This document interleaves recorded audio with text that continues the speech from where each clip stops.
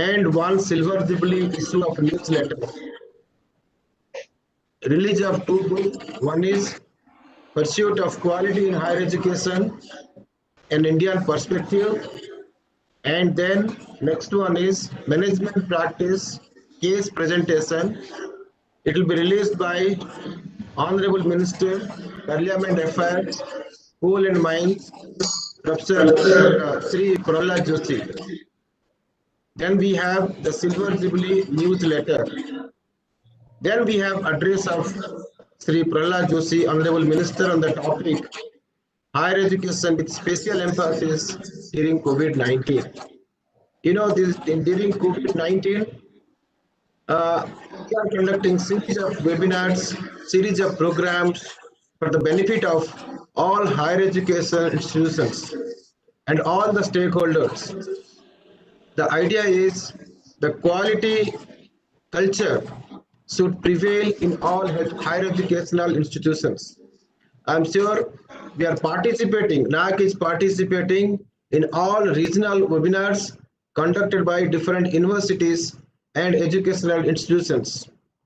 We have conducted several programs for the benefit of even state government program we have conducted, so that many institutions should come forward for assessment and accreditation. See, the metric wise understanding, the quality culture, all those points we are trying to focus in our presentations. So we are waiting for the events. We will start the events exactly at 11:30. This is a very important program. Honorable Minister will be presenting on the higher education with special emphasis during COVID-19 and release of two books and one NAC newsletter. In Silver Jubilee program, we have conducted series of events. Series of events we have conducted that we put in a newsletter. That newsletter will be released today. This program will go like this. 11:30 we are going to start the program where Professor S.C. Sharma, Director NAC, will address welcome address and introduction of chief guest. Okay. Next is introduction and welcome address. Dr. S.C. Sharma, Director NAC, introduces and welcomes and introduces to the chief guest. Sir, please. Namaskar, sir. Namaskar, sir. Namaste, sir. Namaste. I wholeheartedly welcome Sri Prahlad Joshi ji, Honorable Minister for Parliamentary Affairs, Coal and Mines, Government of India. I also acknowledge the hard work done by Professor Amay Kumar Rath and ably supported by Dr. Samuel. The book has been compiled by Dr. Shrikanta Swami, academic consultant, Dr. Wahidul Hassan, and Madhukarji. I am grateful to Dr. Raghu Akamanchi for coordinating with this program. I am needless to mention about the hard work and services rendered by Sri H.V. Chandrasekhar ji, academic consultant. I am grateful to all the higher education institutions, especially professors, vice chancellors, and all the beneficiaries of the academic institutions. We have with us little more than 50,000 principals, professors, and vice chancellors gathering. Let me start introducing with a small citation of Sri Prahlad Joshi ji, Honorable Minister for Parliamentary Affairs and Coal and Mines, Government of India. Let me start with a shloka of Bhagavad Gita, chapter 3 of Karma Yoga. Yadyadacharati shrestah tat devetaro janah sayat pramanam kurute lokasta dhanur vardate. Its bhavartha is, whatsoever a great man does, that other men also do, the standard he sets up. By that, people in the world will follow. The above words from Bhagavad Gita more aptly and meaningfully ensembles and harmonizes with the personality of our Honorable Minister, Sri Prahlad Joshi ji, in all aspects.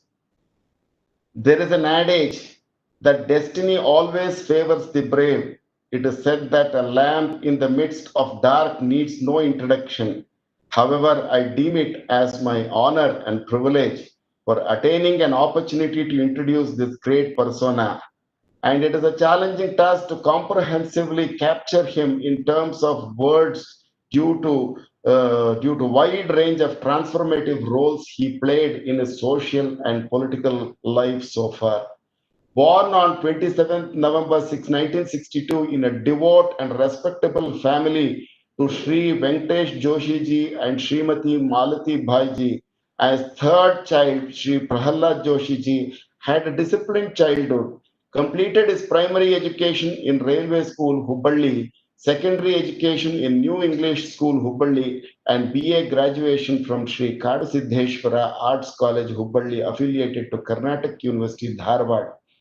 Apart from his formal education, his family Milo, which had rich cultural values, inclination towards ethical perspective with spiritual ambience and intellectual discipline, right from his student days, infused him the spirit of nationalism and fervent urge to serve the poor populace by plunging into the public life.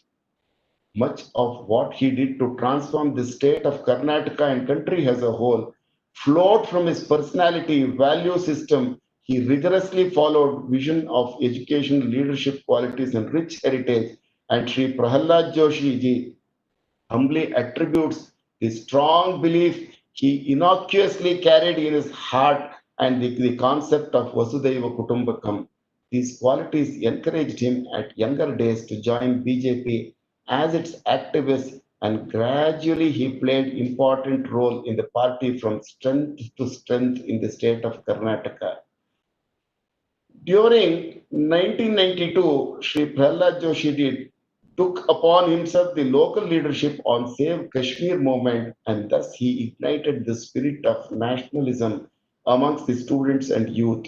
During the same year, he led a movement with success in Hubli by hoisting a tricolor national flag in Kittur, Chennamma circle, which capitulated him to the fame of born leader with cult of patriotism in Karnataka. From 1995 to 1998, he was BJP president for Dharwad district, and later from 1998 to 2003, he became general secretary for Dharwad district, during which period Sri Prahlad Joshi ji worked tirelessly from grassroots level to strengthen the party, and he was instrumental in BJP gaining popularity in the state Karnataka, which is termed as gateway of BJP in South India. During 2004, Sri Prahalad Joshi ji was elected to the 14th Lok Sabha, and since then the Dharwad constituency has become the bastion of BJP. During this period, he worked as member of standing committees on chemical and fertilizer and many more joint parliamentary committee on work. From 2006 to 2013, Sri Prahlad Joshi was BJP General Secretary for Karnataka unit, and during 2007, he was member of Standing Committee of Tourism, etc. Irrespective of the positions held to be held, Sri Prahlad Joshi ji is always a transformative leader, strategist, service entrepreneur, nation builder, and an abiding inspiration in all the services in public life. In 2009, Sri Prahlad Joshi ji was re-elected with landslide victory for the second term to the 15th Lok Sabha. During this period, Sri Prahlad Joshi ji emerged as man of masses, the Jananayaka, because of his selfless service to the society, ardent belief in nationalism, and unstinting adherence to the party. Sri Prahlad Joshi ji became BJP president for the Karnataka state unit.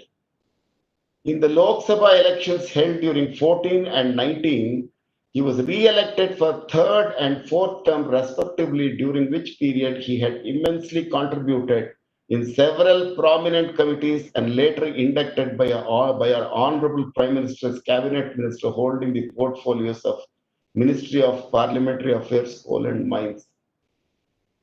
Sri Prahlad Joshi ji is also a prolific writer and authored a book in Kannada titled Sadhanaya Sankalpa, associated with several midday meal projects and free general education and eye camps, represented Indian parliamentary delegation at the United Nations General Assembly and spoke on atrocity of women and children and for genuine political settlement to the Tamil issues in Sri Lanka.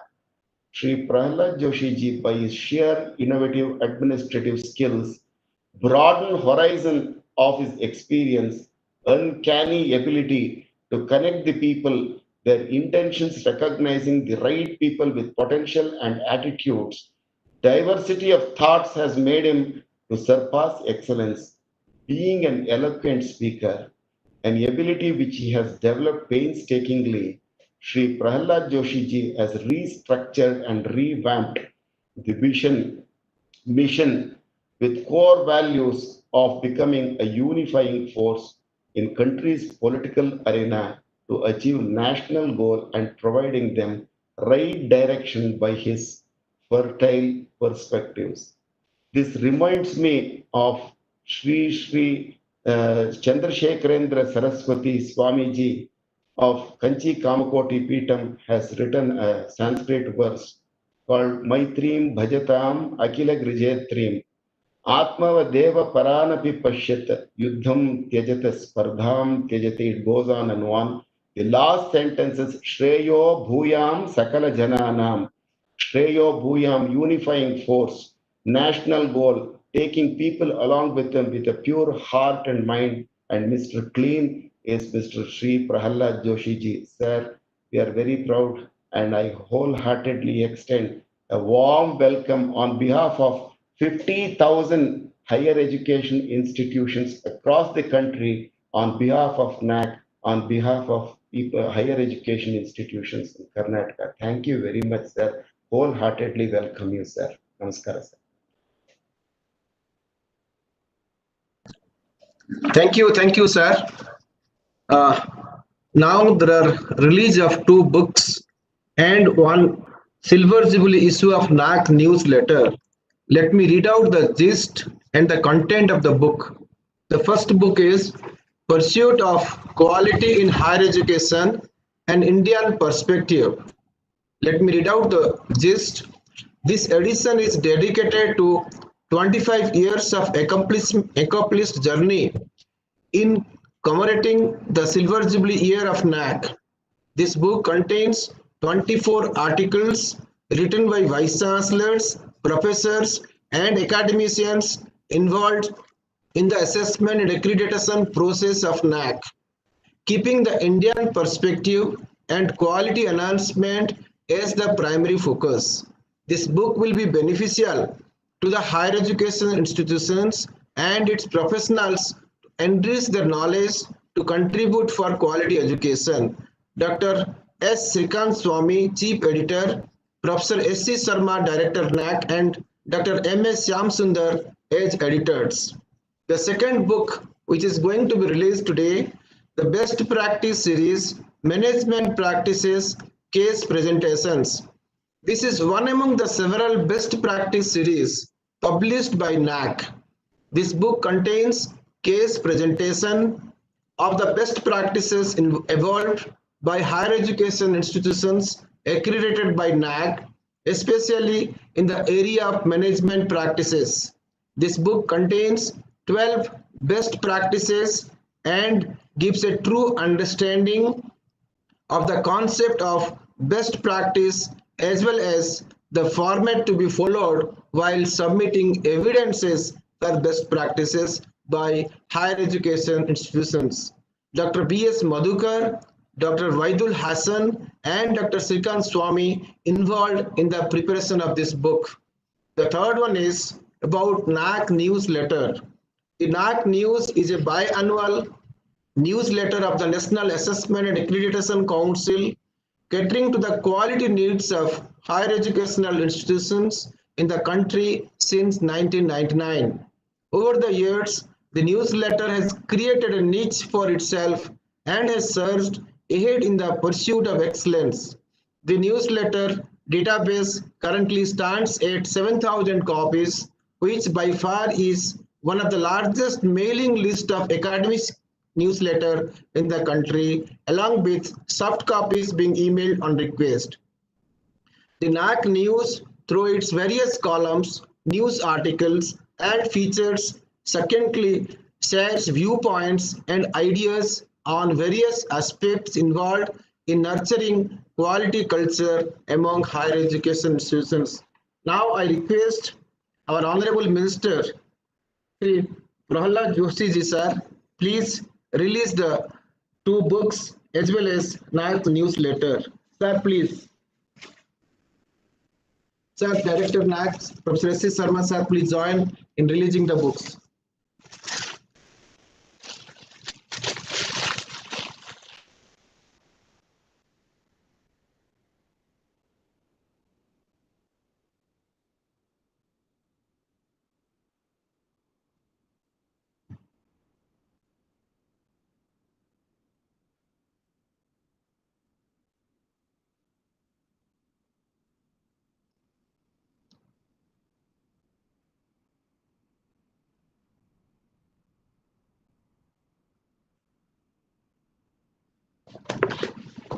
Thank you very much, sir.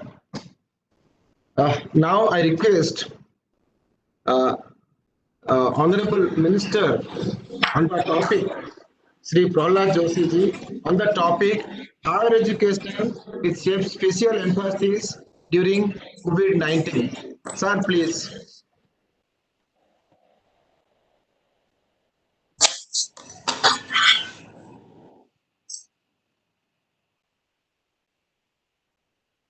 Professor S. C. Sharma, Director NAC, who has brought in a lot of new things, new ideas. As soon as he became the Director NAC, he has brought in a new creativity in the NAC by which the creativity can be introduced in the higher education also. And this is his new creativity during COVID, what we can do and how we can proceed with the higher education. This is the new thing he has brought in, and I congratulate Sharma and his entire team for bringing more creativity in NAC and trying to create enthusiasm in the thousands of academicians, teachers who are trying to inspire the youths of the country, which is also the strength of the country. I congratulate you once again, and I recognize the presence of all distinguished vice chancellors, academicians representing the higher education institutions across the country, eminent participants, and officers and the staff of the NAC. It is indeed a special honor and privilege bestowed on me to have been invited to release the special Silver Jubilee issue of the NAC newsletter and also to speak few words on this special occasion, the theme higher education, with special emphasis during the COVID-19. Higher education, as we all know, post-COVID and pre-COVID, there will be a true situation, because we all know post-COVID and pre-COVID. Pre-COVID, everything was, especially country like India, everything was physically we used to attend, physically we used to talk, and many such things. I don't want to go into details of that. Now, what is the technology and how technology can be used even in the field of education, not only in the field of education, in many walks of the life, how we can use the technology. This is teaching us. Whenever problems comes, we should convert into it an opportunity. So converting an opportunity, now NAC is trying to do that, because as far as I know, being in the administration from last 1 year and also being the active parliamentarian, how technology can bring the change and why we should use the technology. One, now we are talking about the COVID, and because of that, higher education with a special emphasis during the COVID-19 with theme you are trying to, and your new settler is also contains that. But my this thing is, a country like us, when we use the technology, there will be a sea change. I will just give an example, then I will go for the inputs given by you and also the prepared speech of mine. I will go for that. When we use the technology, ours being the welfare state, we provide so many schemes, we give so many schemes to the poor people being the welfare state. For example, as far as cooking gas is concerned, we used to give subsidy to the companies, and companies used to give supply the cylinders to the home. And many such things, scholarship and many assistance schemes like old age pension, widow pension, all such things, many such things are there. When we used to physically transfer the money or physically hand over the cash, and today I am just comparing the situation, how the system can change, how technology can change. See, after introducing Jan Dhan, Aadhaar and mobile JAM, and directly transferring, linking it to Aadhaar, we saved around 33,000 crore in 33,000 crores only as far as our cooking gas is concerned, subsidy is concerned. Means so much of duplicate, so much of fake things were going on. Only because of technology we could change that. And as far as other things are concerned, when we started the DBT, direct benefit transfer through Aadhaar and through technology, we have saved 1,70,000 crores to the exchequer. This is what the technology can bring the change. That's why it is the need of our to adopt the technology in all walks of the life so that we can bring the transparency. And I'm happy NAC is taking a lot of initiatives in doing this. I once again congratulate you.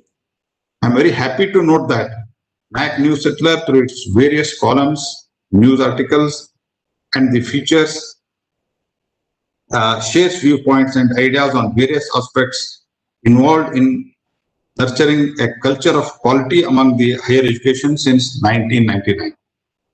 I'm also told that News Settler has created a niche for itself and has surged ahead in the pursuit of the excellence, reaching a reader, a database that currently stands 7,000, which by far is one of the largest mailing lists of academic News Settler in the country. This is also one of your very good achievement. This is the largest mailing list of the News Settler in the country. I congratulate you.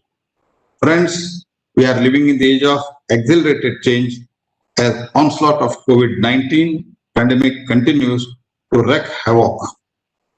While the winds of change are relentless and pervasive for our generation, this is the seismic change and only the naturally preparedness to adapt and cope is being tested. This is the testing time for us.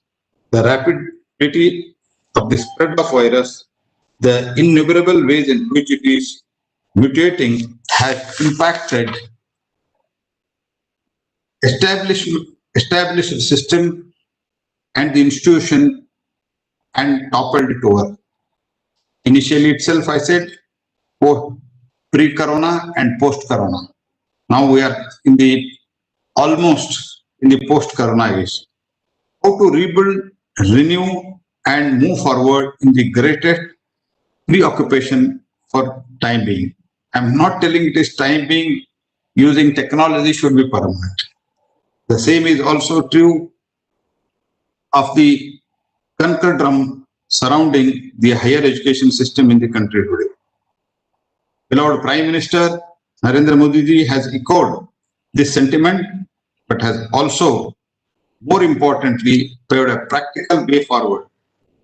Modi ji, in his address to the nation on 12th May 2020, gave a new lexicon and has rightly captured the spirit of our modern times with the confidence, enhancing and positively charged nation Atmanirbhar or self-reliance. The Atmanirbhar concept is revitalizing the mantra in this atmosphere of uncertainty and fear. And for achieving the ambitious and dreams of youthful and emergent of Indian population to the tide over the turbulent times is also the mantra which can propel the Indian education system, particularly higher education, to achieve the global standards and thus catapult India in a sought-after destination for higher education. While technology has been harnessed to enhance almost every system, be it business, governance, or healthcare, the education system has been left behind in India. This we have to note. The Western world is at an advantage as it has already deployed the technology in education to enhance reach and quality of the education delivery mechanism. India thus finds itself at pivotal point, ready to make the leap and harness the benefits of technology in education industry to measure up the global standards. These institutions that embrace this transition will survive and thrive. Those that don't may well perish. NAAC is a premier assessment and accreditation body, has been rendering yeoman service to the nation since its inception. It would only be fair to say that it is evolved and along with has also evolved the quality of teaching, learning experience, research in higher education in our country. Education plays a pivotal role in human capital formation. If country's human capital is well educated, it can devise better development programs and evolve better strategy to implement them. Parallelly, it can effectively and efficiently troubleshoot the problems ailing nation, be it social, economic, or political or cultural. As we know, India is the most young country in the world, so development of human resource index is the paramount. Our human resource index is quite low comparatively other countries, but after Shri Narendra Modi took over, we are trying with the various measures, including developing the skill and other things. And we have to also plan because world needs skilled people. World needs good teachers, good nurses. Many such skilled people are needed in the world. Only India can supply, we should understand that. Only India can supply because we have good young population, and that young population, if it is properly educated, if it is properly trained, we can supply, we can export very good human resource to the entire world. Industry, academia collaboration that occurs in the higher education is one of the most potent manner in which to bring practical knowledge and the rigor of research to break new ground. The society is the beneficiary of cutting edge research that occurs in the laboratories of higher education institutions. Proactive engagement of higher education institution with local community has helped successfully discover and address the problems healing community from grassroots level upwards. High standards of research methodology and analysis by student has given answer to many problems that impact citizens who are underprivileged and living at the fingers of our society. Higher education institutions are harbingers of social change. They are the best lab for initiating and testing any sort of social change at the macro level of the country. With the aid of scientifically tested knowledge, emerge the best practices. Equipping the students with this knowledge can initiate the change in their perspectives and eventually in their behavior also. Once the revolution bears the roots in the higher education institution, it will branch out into larger society. Our aspiration for an ideal society that is equal, inclusive, and empathetic sprout out of the practices in higher education institution. They shape our principles and practices related to, for instances, sustainable development, society equity, renewable energy, and solid waste management. That brings us to another very important aspect of higher education institution. It is under the able guidance and stewardship of the esteemed members of faculty that all development activities are carried out in higher education institution.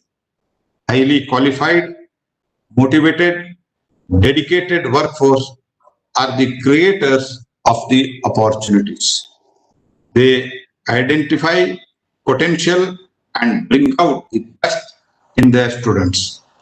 They convert raw talent into an employable workforce and great entrepreneurs to the country. We should make every person employable and we should make him to understand what he can do.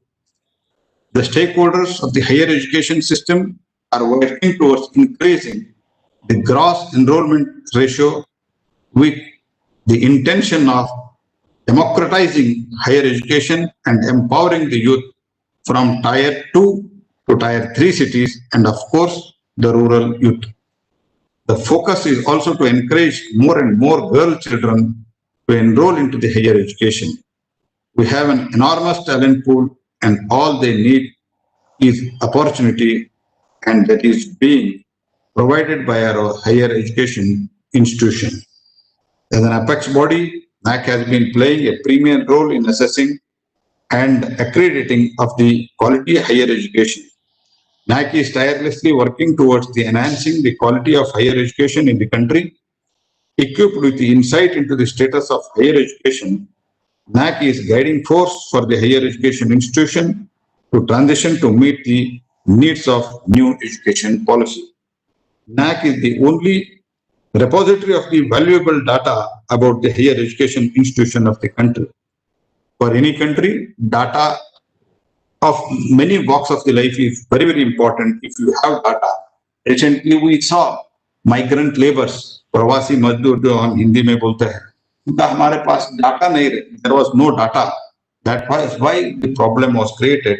And this NAC has the repository of valuable data, and that data can be used for the further upgradation. The data that the institution provides NAC for the assessment and accreditation is valuable, and that it helps the NAC from big picture to form a big picture of the higher education in the country, and that is so essential to evaluate existing policies and formulate the progressive and relevant policies and the guidelines that can take Indian higher education to the global standards. Institution only stand to benefit in several ways by embracing the NAC. Every higher education institution must volunteer to get scrutinized and accredited by the NAC. It is an opportunity to evaluate themselves and understand their strength, weakness, opportunities, and challenge, and helps them to identify their avenues of growth. Grades they receive also provide the opportunities for seeking the funding. Giving education to children is a noble service. Such a service must be highest quality. NAC gives an opportunity to evolve and grow. At this point of time, I also urge to provide proper moral education also. Our moral values, Indian moral values, that can only save the India and even that can save ourselves also. Let us not forget our rich heritage. The Indian higher education system has a hallowed past. Nalanda and Takshila universities in 5th and 6th centuries were the highest center of learning in the world. These are our benchmarks, and if we have to reach anywhere near them, constant innovation, tireless pushing of our quality standards is imperative. These universities of your attracted the students and the scholars from all over the world by virtue of their erudite and eminent scholars and high quality of education they offer. Ancient India, thanks to these universities, was much sought after much sought after hub of our higher education. NAC should help to reach those standards to make India a destination for higher education. That is the challenge before us. You are working well. I hope under the leadership of Sharma and all the members of the NAC, you will achieve this, and the glory of India in the field of education, it will reach and height when we had the Nalanda and Takshila in the 5th century. What the glory India had at that time, I hope NAC will bring back that. With that expectation, I wish you all the best. Thank you for inviting me and allowing me to speak few words. Dhanyavad. Thank you very much, sir. Next, my turn is to offer vote of thanks. A warm and grateful afternoon to our most valued chief guest, Honorable Minister of Parliament Affairs, Coal Mines, all dignitaries, colleagues, and my dear friends. It's my privilege to propose vote of thanks and acknowledge the contribution of those who worked hard to make today's event a resounding success. On behalf of NAC, I extend a really hearty vote of thanks to our chief guest, Sriman Prahalad Joshi ji, Honorable Minister of Parliament Affairs, Coal and Mines, who spared time from his busiest schedule to grace this occasion. Sir, today we had an opportunity to hear your thoughts, and this will surely be going to encourage us in our future events. Your thoughts have enriched and enlightened our minds and shown us a new path. My gratitude to you, sir, for gracing this occasion. I thank and express a deep sense of appreciation to our Executive Committee Chairman, Professor Virendra Singh Chauhan, and our loving Director, Professor S.C. Sharma, for always stimulating us to do our best and standing as pillars of strength.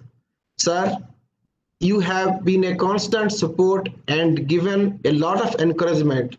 Thank you, sir. I heartily convey my gratitude to all the respected Vice Chancellors, Professors, Principals, Director IQAC, and their coordinators, and all eminent academicians, representatives who have blessed us with their presence. I also extend my sincere thanks to all academicians who have participated on YouTube, Facebook, and Twitter, without whom this ceremony could not have been successful. We have been fortunate enough to be backed by a team of very proactive and dedicated support staff of our institutions who are well versed in their assignments. I would like to thank all my colleagues and staff members for their enormous cooperation in this event. Lastly, on behalf of NAC, a big thank to all. I value you and your every moment that you stay in this platform of learning. Thank you. Jai Hind. Now I declare this event closed. Thank you. Thank you, Sharma ji. ನಮಸ್ಕಾರ, ತುಂಬಾ thanks sir, ಧನ್ಯವಾದ sir. ಧನ್ಯವಾದ, ನಿಮಗೂ ಧನ್ಯವಾದ for providing opportunity. ನಮಸ್ಕಾರ sir. ನಮಸ್ಕಾರ.